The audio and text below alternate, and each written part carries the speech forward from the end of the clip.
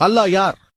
அல்லாஹ்வை பற்றிய சிறந்த விளக்கத்தை தருவதற்கு சூரா இக்லாஸ் அத்தியாயம் 112 வசனங்கள் 1-4 வரை குர்ஆன் சொல்கிறது, குல் ஹு அல்லாஹு அஹத், நீர் கூறுவீராக அல்லாஹ் அவன் ஒருவனே. அல்லாஹு ஸமத், எவரிடத்திலும் தேவையற்றவன்.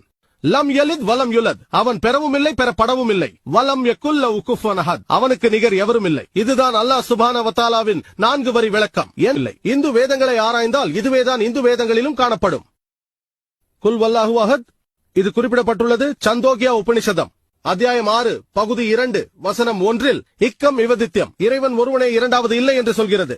இரண்டாவது சோதனை, அல்லாஹு ஸமத், அல்லாஹ் எவரிடத்திலும் தேவையற்றவன். பகவத்கீதை அத்தியாயம் 10 வசனம் 3 கூறுகிறது, இறைவன் பிறக்காதவன், அவனுக்கு தொடக்கமும் முடிவும் இல்லை, அகிலங்கள் அனைத்திற்கும் அவனை உன்னத இறைவன். மூன்றாவது சோதனை, லம் யலித் வலம் யுலத், அவன் பெறவும் இல்லை, யாராலும் பெறப்படவும் இல்லை. இது குறித்து ஸ்வேதா ஸ்வேதர் உபனிஷதம் அத்தியாயம் 6 வசனம் 9-இல் நாச்சஸ்ய